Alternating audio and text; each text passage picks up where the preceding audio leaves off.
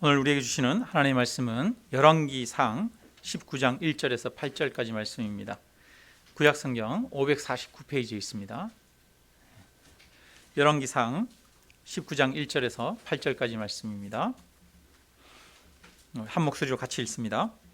아합이 엘리야가 행한 모든 일과 그가 어떻게 모든 선지자를 칼로 죽였는지를 이세벨에게 말하니 이세벨이 사신을 엘리야에게 보내어 이르되 내가 내일 이맘때에는 반드시 내 생명을 저 사람들 중 한 사람의 생명과 같게 하리라.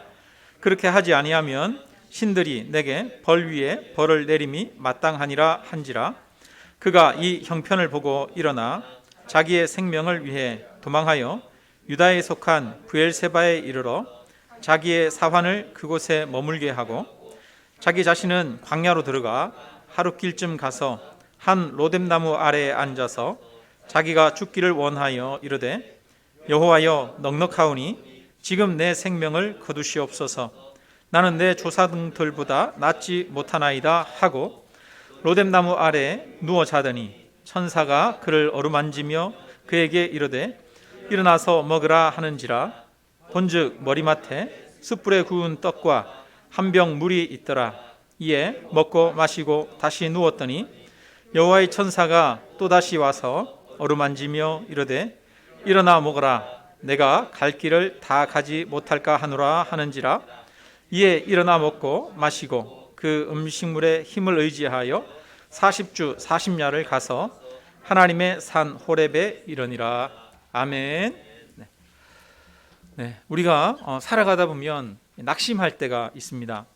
열심히 노력했지만 결과가 나오지 않을 때 우리는 실망하고 낙심하게 됩니다. 코로나가 이렇게 닥치면서 많은 자영업자들이 좀 지나면 괜찮겠지 그렇게 해서 3개월, 4개월, 5개월 버텨갔는데 희망 속에서 어려움을 견디고 버텼는데 1년이 돼도 끝나지 않는 거예요. 그러면서 끝이 보이지 않고 어려움이 계속되니까 실망감이 커지고 좌절감을 느끼는 그런 사람들이 굉장히 많습니다. 우리는 이처럼 우리가 생각하고 기대한 대로 되지 않고 눈앞에 어려움들이 끝나지 않을 때 절망하게 되고 낭망하게 됩니다. 이런 때 우리가 어떻게 나가야 할지 오늘 말씀을 통해서 안내받기를 바랍니다. 오늘 본문의 주인공은 엘리야입니다. 여러분 엘리야 선지자 잘 알죠? 성경을 읽어보신 분들은 엘리야 선지자 너무 잘 알 텐데요. 예수님이 변화산에 있을 때 한쪽에는 모세가 있고 한쪽에서는 엘리야가 있었어요. 그러니까 구약에 나오는 선지자들 중에 가장 유명한 대표적인 사람이 모세와 엘리야라고 할 수 있습니다. 그러니까 엘리야는 굉장히 유명한 인물, 큰 선지자입니다. 엘리야가 기도하니까 3년 6개월 동안 비가 내리지 않았어요. 또 엘리야가 기도할 때 하늘에서 불이 내려서 제단 위에 있는 제물을 다 불사르기도 했습니다. 큰 능력을 행했던 엘리야입니다. 그런데 그런 엘리야도 낙심하고 절망할 때가 있습니다. 성경에서 이 예수님의 좌우편에 섰던 모세와 엘리야인데 보니까 근데 그런 엘리야도 뭐라고 말하냐 하니까 4절에 보니까 자기가 죽기를 원하여 이르되 여호와여 넉넉하오니 지금 내 생명을 거두시옵소서. 나는 내 조상들보다 낫지 못하나이다 이렇게 말하고 있어요. 자신은 조상들보다 낫지 못하다요. 이 말은 내 능력의 한계, 내가 할 수 있는 일은 여기까지입니다. 나는 이거를 더 이상 할 수가 없습니다. 이런 이제 자기 한계를 고백하는 거죠. 그리고 뭐라고 그러냐면 내 생명을 거두어 주옵소서 이렇게 말합니다. 이 말은 무슨 말이에요? 무슨 말이냐면 차라리 죽었으면 좋겠습니다. 이런 말을 하는 거예요. 여러분 혹시 지금까지 살아오시면서 차라리 죽었으면 좋겠다 이랬던 적 있으십니까? 혹시 없는 분 계십니까? 없는 분도 있을지도 모르겠어요. 그런데 보니까 인생이 너무 괴롭고 힘드니까 절망하고 좌절하니까 그럴 때 차라리 내 생명을 거두어 가십시오 이런 고백을 엘리야조차도 하고 있다는 거예요. 참 그 믿음의 사람 엘리야도 이런 절망에 빠질 때가 있습니다. 마찬가지로 우리 모두도 살아가다 보면 때로는 이런 경험들을 할 때가 있습니다. 그런데 하나님은 이렇게 낙심 가운데 있는 사람, 절망 가운데 있는 사람을 일으켜 세우시는 분이십니다. 하나님은 우리들도 일으켜 세우실 줄로 믿습니다. 엘리야가 낙심한 이유를 한번 살펴보기를 원합니다. 18장에 보면 엘리야가 갈멜산에서 바알 선지자 450명 그리고 아세라 선지자 400명과 참 신이 누군지를 놓고 대결을 하는 그런 장면이 나옵니다. 하늘에서 불을 내려서 재물을 불태우는 신이 참 신이다, 이런 이제 해서 내기를 850대 1로 내기를 하게 됩니다. 그런데 이런 내기를 하게 된 이유는 이스라엘 백성들이 여호와 하나님을 버리고 다 바알과 아세라를 믿는 신앙으로 돌아섰기 때문입니다. 그리고 그 당시에 아합이라고 하는 사람이 왕이었는데, 이 아합 왕이 이세벨이라고 하는 시돈의 왕의 딸과 결혼을 했어요. 그러니까 외국 여인과 정략 결혼을 했는데, 이 이세벨이 바알을 섬기는, 아세라를 섬기는 그런 사람이었습니다. 근데 이 이세벨이 어떤 사람이냐? 남편을 잡고 권력을 쥐고 흔드는 그런 사람이었던 것 같아요. 그 이세벨이 온 나라를 다 우상 숭배지로 만들어 버렸습니다. 여호와 하나님의 선지자들을 잡아서 죽이고 박해했습니다. 그래서 북이스라엘이 그 당시에 완전히 종교가 하나님을 믿는 신앙을 버리고 바알과 아세라를 믿는 그런 종교로 바뀔 정도로 완전히 나라가 그렇게 몰락해 가고 영적으로 어두워져 가고 있는 그런 시기였습니다. 그런 시기에 이 엘리야가 이스라엘을 어떻게든 다시 되돌리기 위해서 이스라엘 백성들에게 살아계신 하나님은 여호와 하나님이시다, 참신은 여호와 하나님이시다, 이것을 보여주고, 뿐만 아니라 아합 왕으로 하여금 하나님께로 다시 되돌이키게 하고, 그렇게 하기 위해서 모든 사람들이 보는데 공식적으로 이 아합 왕에게 대결을 요청해 가지고 갈멜산에서 이런 영적 대결을 펼치게 됩니다. 엘리야가 이 목숨을 걸고 갈멜산에서 큰 대결을 펼쳤어요. 그때 이 바알과 아세라 선지자들이 제단을 쌓고 하루 종일 막 뛰면서 기도합니다. 노래도 부르고 뛰기도 하고, 심지어는 하늘에서 불이 안 내리니까 몸을 막 상하게 하면서 그렇게 기도했는데, 하늘에서 불이 내려요, 안 내려요? 안 내리는 거예요. 그리고 나서 이제 마지막에 해그름에 이 엘리야가 하늘을 향해서 기도하니까 불이 제단에 내려서 거기에 있는 모든 재물을 불살랐습니다. 그래서 여호와 하나님이 참 신인 것이 이것으로 증명이 되었습니다. 이 여세를 몰아가지고 엘리야가 이스라엘 백성들에게 여기에 있는 바알과 아세라를 믿는 선지자들을 다 잡아서 기손 시냇가로 내려가서 죽이라 명령합니다. 그래서 이 바알과 아세라를 따르는 전국에서 모였던 선지자들, 이 사람들을 다 죽이게 됩니다. 큰 승리를 거두었습니다. 이제 이스라엘이 다시 하나님께로 돌아올 것이라는 생각을 했습니다. 아합 왕도 이 모든 것을 지켜봤습니다.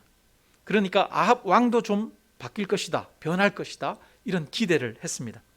그런데 오늘 19장 2절에 보니까 이세벨이 사신을 엘리야에게 보내가지고 내일 이맘때에 반드시 내 생명을 저 사람들 중에 한 사람의 생명과 같게 하리라.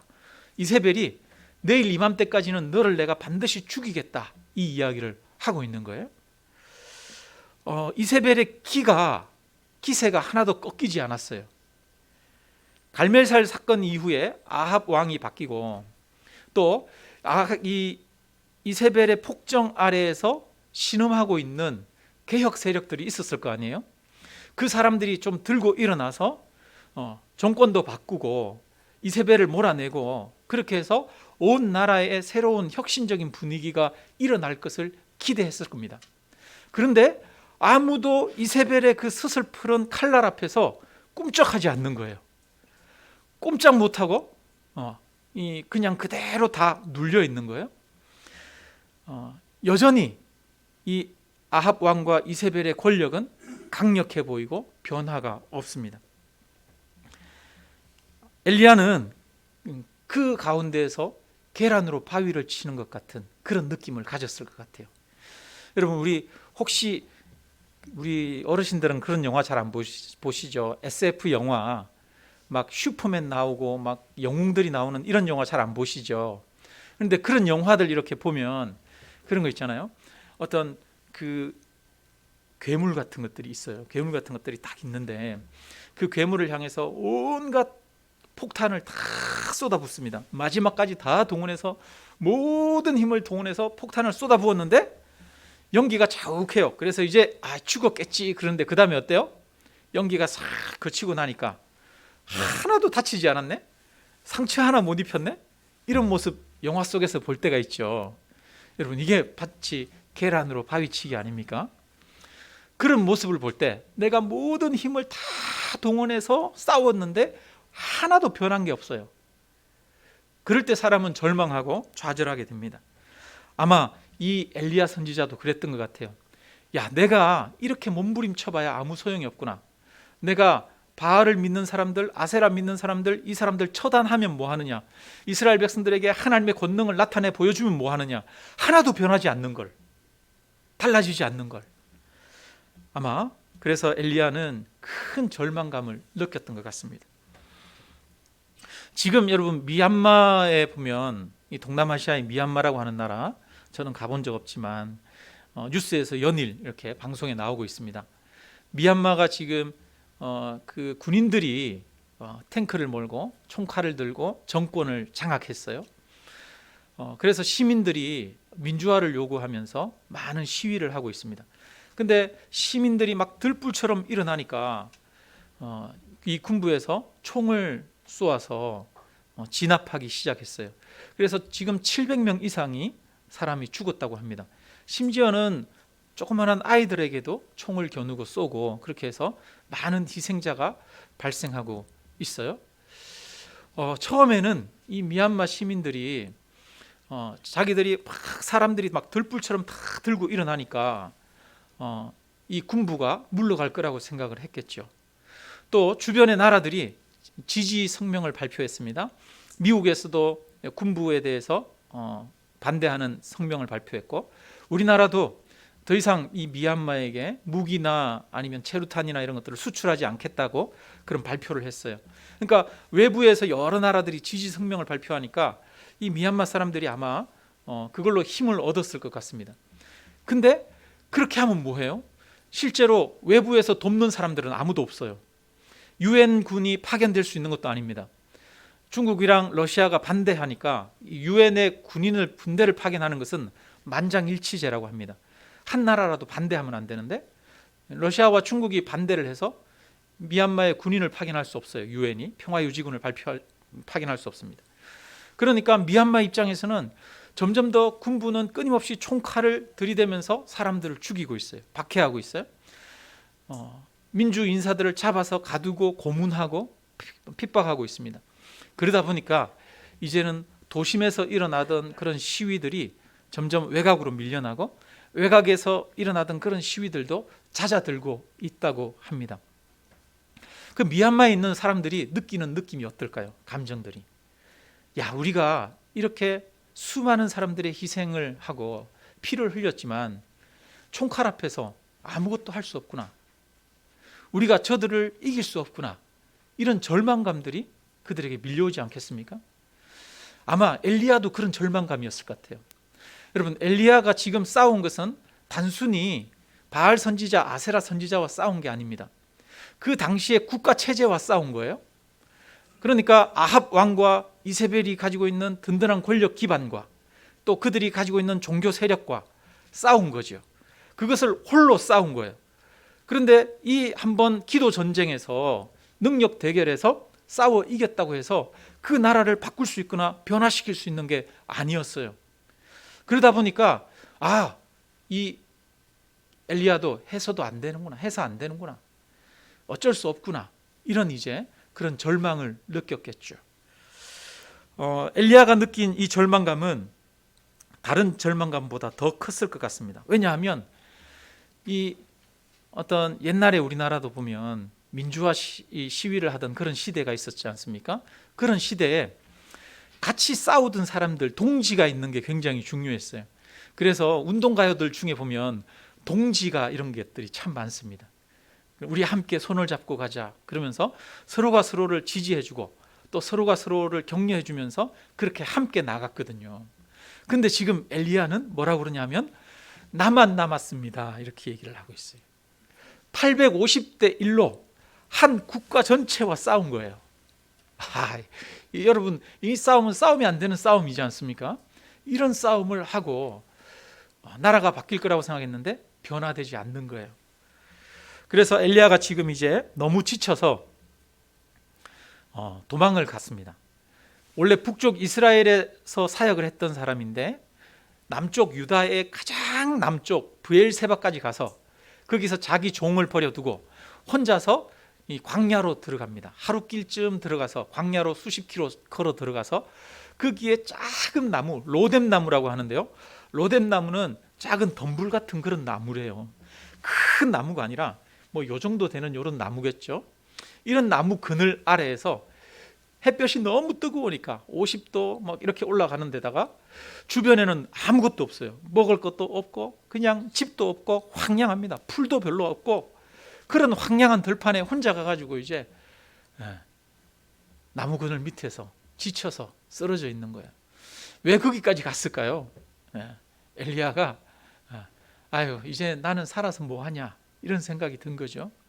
거기서 절망하면서 차라리 죽었으면 좋겠다 이런 마음 가지고 나무 그늘 밑에 아무도 없는데 그런 거예요. 우리나라로 따지면 저 깊은 산중에 혼자 들어가 가지고 먹을 것도 없고 아무것도 없는데 거기서 아유 이제 나는 이대로 끝났으면 좋겠다 이러는 거예요.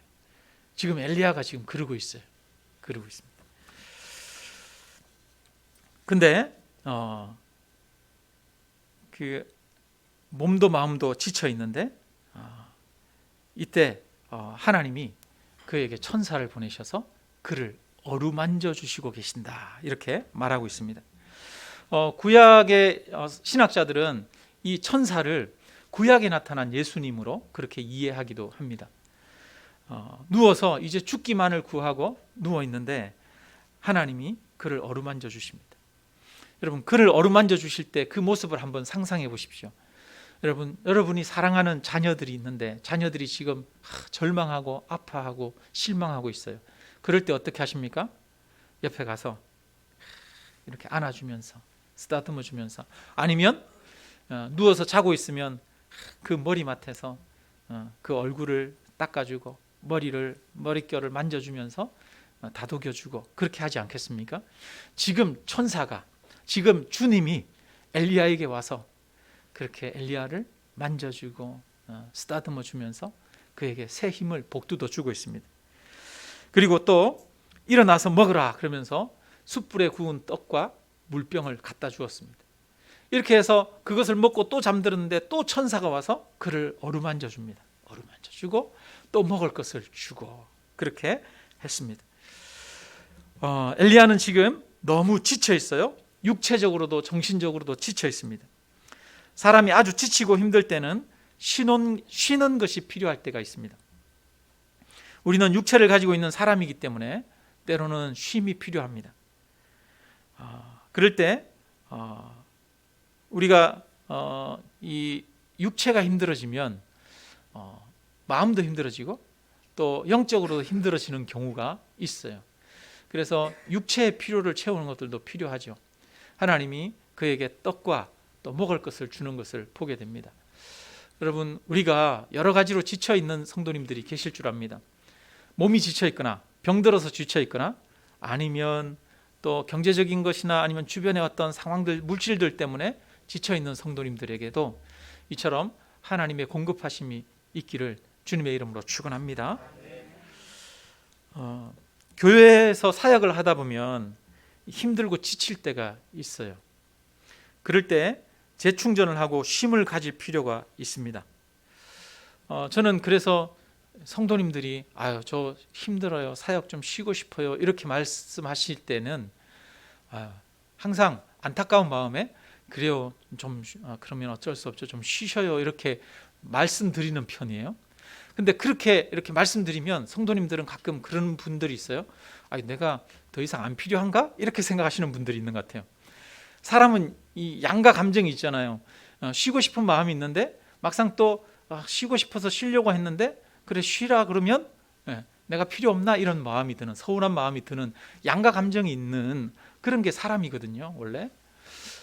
근데 제 마음은 쉬라고 여러분들 보고 쉼을 얻으라고 할 때도 빨리 회복되기를 바라는 마음에서 그렇게 얘기하는 겁니다. 여러분 그래서 그 오해하지 마시기를 바랍니다. 저는 마음이 쉬도록 해드리고 싶은데 또 교회 사정상 그러지 못할 때도 있어요. 그럴 때는 참 죄송한 마음이 들기도 합니다. 대신에 여러분 힘들 때는 제가 맛있는 것 사드릴 수는 있습니다. 그래서 저보고 맛있는 거 사달라 그러면 제가 맛있는 것도 사드리고 기도도 해드리겠습니다. 우리 성도님들께서 여러 모양으로 다양한 곳에서 교회를 섬겨주고 계십니다. 교회를 섬겨주시는 모든 성도님들께 진심으로 감사를 드립니다. 여러분의 그 소중한 섬김과 봉사가 하나님 앞에 귀하게 쓰임받고 있습니다. 혹시 우리 성도님들 중에 낙심하거나 힘드신 분이 있다면 천사가 와서 만져주시고 회복시켜 주시기를 바랍니다. 하나님은 이처럼 낙심한 자들을 찾아오셔서 만져주시고 힘을 회복하도록 도우시는 분이십니다. 엘리야를 만져주시고 회복시켜 주셨던 그 하나님의 은혜가 오늘 이 시간 우리 모두에게 임하기를 주님의 이름으로 축원합니다. 이제 엘리야가 먹고 마시고 푹 쉬었어요. 천사가 만져주고 나서 그 힘이 회복됐습니다. 그리고 나서 40일을 걸어서 밤낮 걸어서 이 하나님의 산 신의 산에 도착합니다. 호렙산이라고도 하는데요. 여기는 이스라엘 백성들이 출애굽한 다음에 하나님으로부터 율법을 받았던 그 산입니다. 그 신의 산, 모세가 하나님 앞에서 40일 동안 금식하면서 율법을 받았던, 계명을 받았던 그 산에 이 엘리야가 가는 거예요. 40일 동안 밤낮 걸어서 갔다는 거예요. 여러분 천사가 주는 거를 두 번 먹었는데 두 번 먹고 나니까 40일 동안을 걸어서 갔어요. 참 하나님이 우리에게 힘 주실 때는 우리가 가지고 있는 능력 이상의 또 많은 일들이 나타나는 줄로 믿습니다. 거기서 하나님이 엘리야에게 말해요. 엘리야야, 내가 어찌하여 여기 있느냐 이렇게 묻습니다. 어찌하여? 그러자 엘리야가 대답합니다. 10절인데요 19장 10절 같이 한번 읽어봅니다. 그가 대답하되 내가 만군의 하나님 여호와께 열심히 유별하오니 이는 이스라엘 자손이 주의 언약을 버리고 주의 제단을 헐며 칼로 주의 선지자들을 죽였음이오며 오직 나만 남았거늘 그들이 내 생명을 찾아 빼앗으려 하나이다. 아멘. 여러분 근데 13절 14절에도 똑같은 구절이 나와요. 13절 한번 보시겠습니까? 거기에 보니까 하나님이 엘리야에게 내가 어찌하여 여기 있느냐 이렇게 묻습니다. 그러자 14절에 또 엘리야가 10절과 똑같이 대답하고 있어요. 그가 대답하되 내가 만군의 하나님 여호와께 열심히 유별하오니 이는 이스라엘 자손이 주의 언약을 버리고 주의 제단을 헐며 칼로 주의 선지자들을 죽였으며며 오직 나만 남았거늘 그들이 내 생명을 찾아 빼앗으러 하나이다. 이렇게 두 번이나 똑같이 말하고 있습니다. 이 말은 중요하단 말이겠죠. 이 말이 여기서 여러분 우리는 이 엘리야의 잘못된 생각, 대답을 발견하게 됩니다. 엘리야가 뭐라고 합니까? 엘리야가 하나님 내가 열심히 일했어요. 내가 열심히 특심하여 주님을 향한 열심히 특심하여 내가 최선을 다해서 일했는데 나만 남았습니다. 다 하나님을 버리고 떠났습니다. 실패했습니다. 이제 내 생명까지 찾으려고 합니다. 나를 죽이려고 합니다. 그래서 내가 여기까지 왔습니다. 이런 이야기를 하고 있는 거예요. 자기가 지금 절망하고 좌절하고 여기까지 이 낙심하여서 여기까지 오게 된 이유를 이야기를 하는 겁니다. 하나님 지금 이런 상황이잖아요. 하나님 지금 내가 절망할 수밖에 없잖아요. 하나님 내가 지금 안 되잖아요. 나도 어쩔 수 없잖아요. 하나님. 이러면서 하나님 앞에 좌절스러운 그 마음을 이야기를 하는 거예요. 근데 여기서 우리는 이 엘리야의 생각을 볼 수 있습니다. 엘리야가 뭐라고 그러냐 하니까 내가 만군의 하나님 여호와께 열심히 유별하오니 이렇게 말하고 있어요. 엘리야는 하나님을 향한 열심을 가지고 있습니다. 그 열심이 남들보다 유별하대요. 특별하대요. 그래서 온 마음을 다해서 하나님을 위해서 자기가 일했다는 거예요. 누가 일했다는 거예요? 내가 일했다는 거예요. 내가 이렇게 살았잖아요. 내가 이렇게 헌신했잖아요. 이렇게 이야기를 하고 있는 거예요. 근데 여러분, 이 말이 맞는 것일까요? 틀린 것일까요? 엘리야는 무슨 생각을 하고 있냐면 내가 했는데요? 안 되던데요? 이렇게 이야기하고 있는 거예요. 여러분, 누가 했어요? 엘리야가 했어요. 엘리야가 내가 했다라고 생각하고 있어요. 이 말이 맞는 말입니까? 틀리는 말입니까? 이 말이 틀리는 말이에요. 잘못된 말이죠. 내가 한 게 아니라 누가 하신 거예요? 하나님이 하신 것이죠. 엘리야가 바알과 아세라 선지자들과 싸워서 이겼어요. 그것은 엘리야가 이긴 것입니까? 아니죠. 하나님이 엘리야에게 능력을 주셨어요. 하나님이 엘리야에게 명령하셨어요. 3년 6개월 동안 비가 오지 않도록 기도하게 하나님이 엘리야에게 명령하셨어요. 그래서 이 모든 일들은 사실은 엘리야가 한 일이기도 하지만 누가 한 일이에요? 하나님이 엘리야에게 하도록 하신 거예요. 하나님이 하신 거예요. 그런데 지금 엘리야는 내가 했다고 생각합니다. 우리가 언제 여러분 좌절하고 실망하느냐?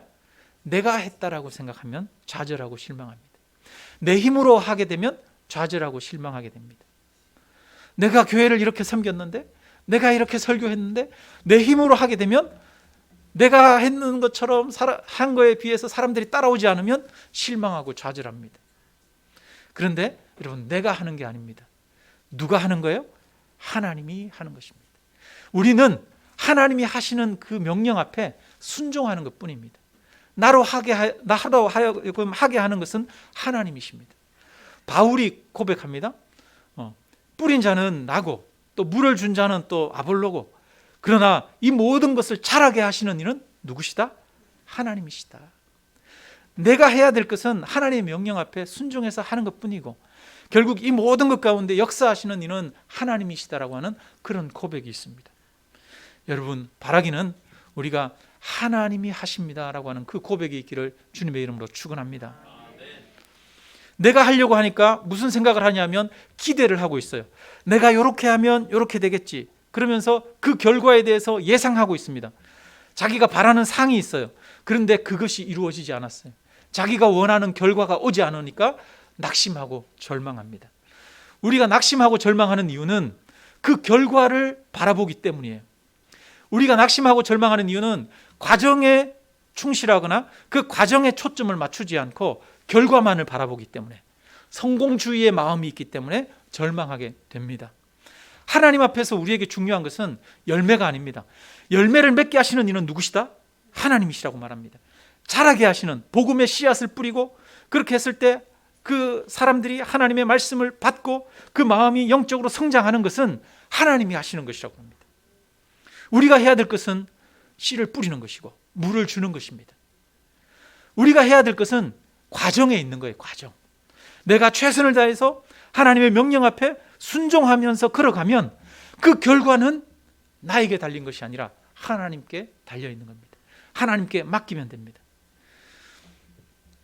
그런데 이 지금 우리가 일을 하다 보면 이런 엘리야와 같은 생각에 빠져요.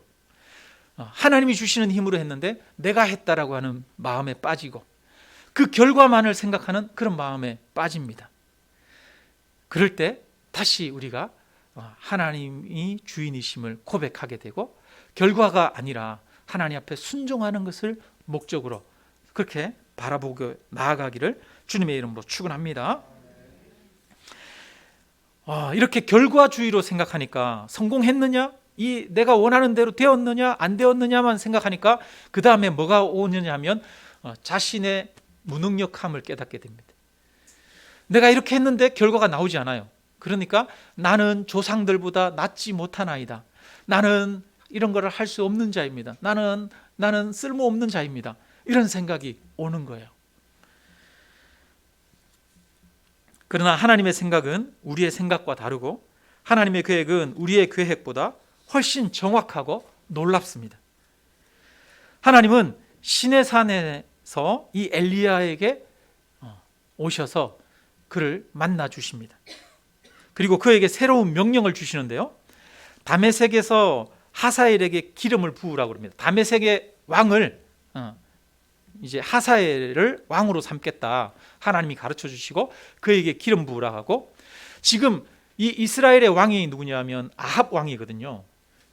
그 아합의 아들이 왕이 되고 또 그 아들이 왕이 되는 게 당연한데, 하나님이 뭐라 그러냐면 누구에게? 이스라엘의 예후에게 기름을 부어 그를 왕이 되게 하라 말합니다. 그 다음에 또 하나님이 너를 이어서 엘리사를 기름을 부어 그가 선지자가 되게 하라 이렇게 말합니다. 이 말은 앞으로 일들이 어떻게 풀어질지 역사를 간단하게 하나님이 보여주신 거예요. 아합 왕이 저렇게 기세등등하게 지금 저렇게 있는데 저 아합 왕이 계속될 것 같으냐? 아니다. 내가 누구를 왕으로 세우겠다? 예후를 왕으로 세우겠다. 이 이야기를 하시는 겁니다. 이 엘리야가 생각한 결과가 나타나지 않았어요, 지금. 그러나 하나님이 얘기합니다. 이 역사는 내가 이끌어 간다. 네가 생각하지 못한 그 속에서 나는 내 계획을 가지고 이 역사를 완성해 간다. 이것을 보여주시는 겁니다. 그러면서 너는 네가 해야 할 사명을 감당하라 말씀하십니다. 그렇습니다. 여러분, 이 역사의 주인공이 하나님이신 줄로 믿습니다. 그래서 하나님의 역사가 어떻게 전개될지를 보여주시면서 이 엘리사로 하여금 새로운 사명을 가지고 엘리사는 엘리사가 해야 할 일들을 감당하도록 그렇게 하십니다. 예전에 20대 때 대학 다닐 때 한 교수님의 말이 저는 지금도 생각이 나거든요. 그때 이만열 교수님이라고 기독교 역사를 가르치는 교수님이 계셨어요. 20대 초반이었는데 93년, 94년 이럴 때였어요. 그때 아직은 우리나라가 민주화되지 않았어요. 민주화에 대한 요구들이 많았어요. 그래서 학생들 중에도 그런 민주화에 대한 이런 마음을 많이 품고 있는 이런 학생들이 있었어요. 한 번은 수업 시간에 학생들이 세상이 빨리 변하지 않는 것에 대한 답답함을 토로했어요. 그랬더니 그 이만열 교수님이 뭐라고 그러냐면 지금 보면은 세상이 답답하고 변하지 않는 것 같이 보인대요.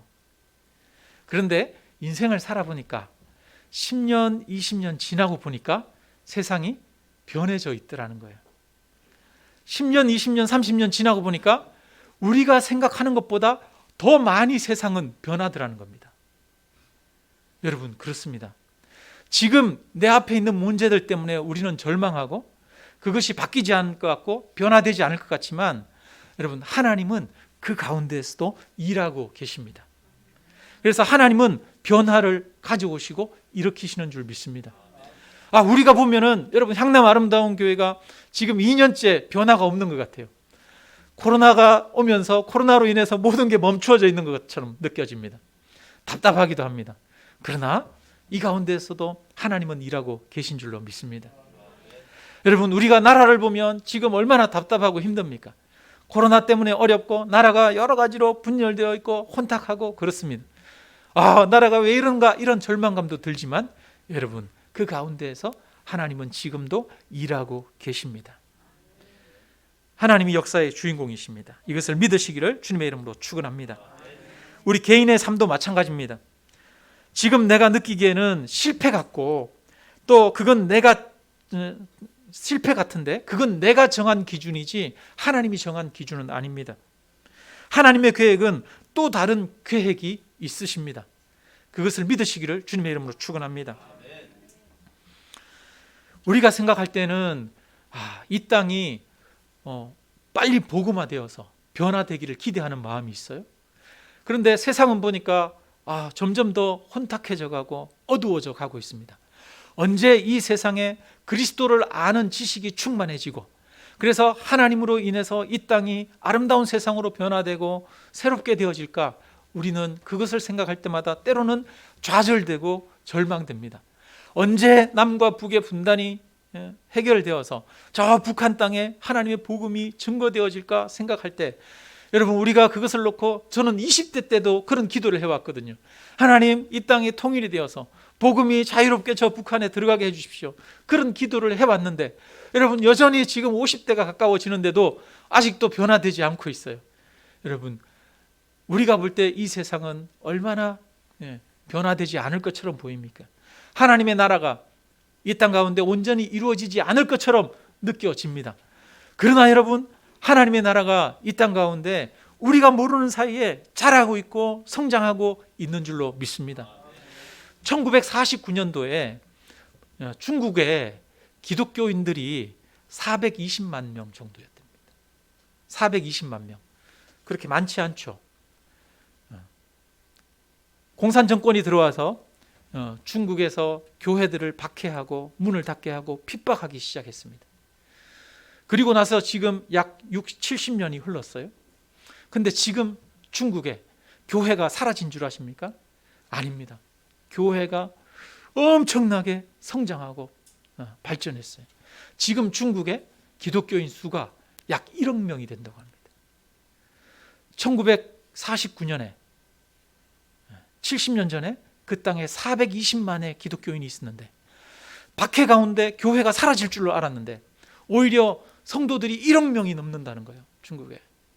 여러분, 이처럼 우리는 어떤 일들을 보고 좌절하고 절망하고 한숨을 쉽니다. 그런데 그 물밑에서 하나님은 일하고 계십니다. 이것을 믿으시기를 주님의 이름으로 축원합니다. 그래서 하나님은 지금도 하나님의 역사를 이루어가고 계십니다. 끊임없이 이 땅 가운데 하나님의 복음이 증거되어지고 있고 하나님의 진리가 밝혀지고 있습니다. 하나님에 의해서 반드시 참된 기쁨과 평안이 이루어지는 하나님의 나라가 이루어질 줄로 믿습니다. 우리의 인생도 마찬가지입니다. 하나님은 우리 인생 가운데 끊임없이 역사하고 일해 오셨습니다. 우리 인생의 목적은 많은 돈을 버는 것이 아닙니다. 편안한 삶을 사는 것이 아닙니다. 우리 인생은 하나님을 알고 그 뜻을 이루고 그 영광을 위해 걸어가는 것입니다. 하나님은 이런 우리 인생, 복된 인생이 되도록 하기 위해서 지금도 우리를 위해서 일해 오셨습니다. 때로는 내가 좌절하고 넘어지는 그 순간에도 하나님은 우리를 성장시켜 오셨습니다. 그러므로 우리에게 필요한 것은 지금 우리의 현실에 절망하고 좌절하고 무너져 있는 것이 아닙니다. 하나님은 엘리야에게 새로운 사명을 주셨습니다. 그것처럼 오늘 우리에게 필요한 것도 내가 원하는 결과를 예상하고 살아가는 것이 아니라 하나님의 명령이 무엇인지 듣고 그 사명을 쫓아 살아가는 것입니다. 하나님이 이 엘리야에게 이 호렙산에서 너는 산에 나가서 서라고 그럽니다. 거기에서 섰더니 막 바람이 엄청 강하게 부는데 바위가 날아가고 바위가 바람에 깨지는 거예요. 강력한 바람이 불어요. 근데 그 바람 가운데 하나님이 계시지 아니하더라. 그 다음에 지진이 일어서 온 산이 막 흔들립니다. 근데 그 지진 가운데 하나님이 계시지 않더라. 하늘에서 불이 내리는데 그 불 가운데에도 하나님이 계시지 않았습니다. 우리는 하나님이 어디에 계시기를 원합니까? 내가 원하는 어떤 일들이, 기적들이 일어나기를 원하면서 그 가운데 하나님의 역사가 나타나기를 바랍니다. 불 가운데, 강한 바람 가운데, 지진 가운데 하나님이 계시기를 바랍니다. 그런데 하나님은 그 이후에 세미한 음성을 들려주셨어요. 이 엘리야가 그 세미한 음성을 듣고 하나님이 임재하신 것을 알았습니다. 그래서 그 하나님 앞에 겉옷으로 자기 얼굴을 가리고 하나님 앞에 나아갑니다. 하나님이 어디에 계십니까? 세미한 음성 가운데 계셨습니다. 엘리야가 이 하나님의 세미한 음성을 통해서 하나님이 역사를 어떻게 이루어 가시는지를 듣게 되었어요. 하나님이 엘리야에게 주시는 사명을 듣게 되었습니다. 너는 다메섹에 가서 기름을 부어 왕이 되게 하고 예후에게 기름을 부어 왕이 되게 하고 엘리사에게 선지자가 되게 하라. 하나님의 명령을 받았습니다. 세미한 음성, 그것을 듣는 것으로 이 엘리야가 회복이 되었습니다. 여러분, 우리가 진정으로 회복되는 것은 하나님의 세미한 음성을 들을 때 회복이 되는 것입니다. 참된 회복은 세상의 시끄러운 소리들 속에 있지 않습니다. 놀라운 기적과 화려한 영광과 힘을 통해서 회복을 경험하는 것이 아닙니다. 나한테 로또가 맞고 아파트를 내가 사고 사업이 잘 되는 것을 통해 우리가 진정으로 영적으로 회복되는 것이 아닙니다. 코로나가 종식된다는 소식이 우리에게 회복을 주는 것이 아닙니다. 경제가 성장하고 주가가 올라간다는 소식이 우리에게 회복을 주는 것이 아닙니다. 내 사업의 문제가 해결되는 것이 나를 회복시키는 것이 아닙니다. 지친 엘리야가 온전히 회복하는 것은 세미한 소리 가운데 있는 하나님의 음성을 듣는 것이었습니다. 하나님의 음성을 듣고 하나님의 뜻을 깨달아 알고 하나님과 교제하고 하나님을 만나는 것이 참된 회복의 길입니다. 이 하나님의 임재는 세미한 음성 가운데 있습니다. 듣고자 귀 기울이지 않으면 들을 수 없는 소리입니다. 마음을 모아 집중해야 들을 수 있는 소리입니다. 그래서 세미한 소리입니다. 우리는 세미한 소리 속에서 하나님을 듣고자 하는 것이 아니라 우리는 바람소리, 지진 가운데, 불 가운데에서 하나님을 보기를 원합니다. 그러나 하나님은 세미한 음성 가운데에서 역사하십니다. 그분께 귀 기울이고 하나님께 듣기를 간구하고 나아가야 합니다. 우리가 제 아무리 복잡한 세상 속에서 살아가지만 집중해서 듣고자 한다면 우리는 하나님의 음성을 들을 수 있습니다. 하나님은 지금도 저와 여러분에게 여전히 말씀하고 계십니다. 성령으로 동행하시며 지금도 이 자리에 임재하여 계십니다. 아기를 키우는 엄마는 일을 하다가도 아기가 우는 목소리가 들리면 달려갑니다. 시끄러운 TV 소리 속에서도 아기의 울음소리를 듣습니다. 귀 기울여 들을 때 하나님의 세미한 음성을 우리는 들을 수 있습니다. 하나님의 음성은 듣고자 하는 자에게만 들립니다. 아주 마음을 모아 집중하는 자에게 들립니다. 그리고 이 음성을 듣는 자는 새 힘을 얻게 되고 새로운 사명 가운데 나아가게 되는 것입니다. 인생의 참된 의미를 찾게 되어지는 것입니다. 여러분, 예수님은 매일 새벽 미명에 기도하러 산에 올라갔습니다. 예수님은 항상 하나님의 말씀을 듣기 위해 애쓰셨습니다. 예수님의 행하신 모든 일들은 그 하나님의 음성을 듣고 행하신 일이었습니다. 지난주에 여호수아에 대한 말씀을 드렸어요. 여호수아에게 하나님이 말씀하십니다. 강하고 담대하라 말씀하십니다. 두려워하지 말라 말씀하십니다. 그런데 강하고 담대하고 두려워하지 않는 비결이 무엇이었습니까? 너는 율법을 묵상하라, 읽고 암송하라, 하나님의 율법에서 좌로나 우로나 치우치지 말라 말씀하셨습니다.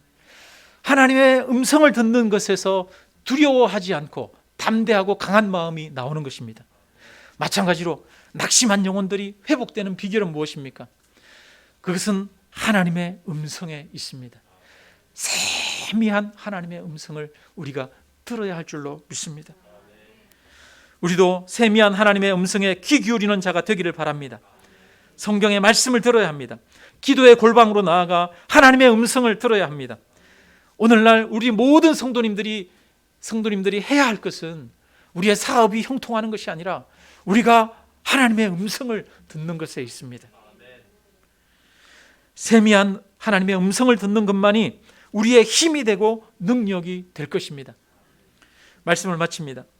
지친 엘리야를 새롭게 회복시킨 것은 세미한 소리 가운데 만나주시는 하나님의 임재였습니다. 하나님을 만나는 것만이 우리를 참되게 회복시킵니다. 하나님의 세미한 음성에 집중하여 하나님을 만나는 저와 여러분이 되시기를 주님의 이름으로 축원합니다.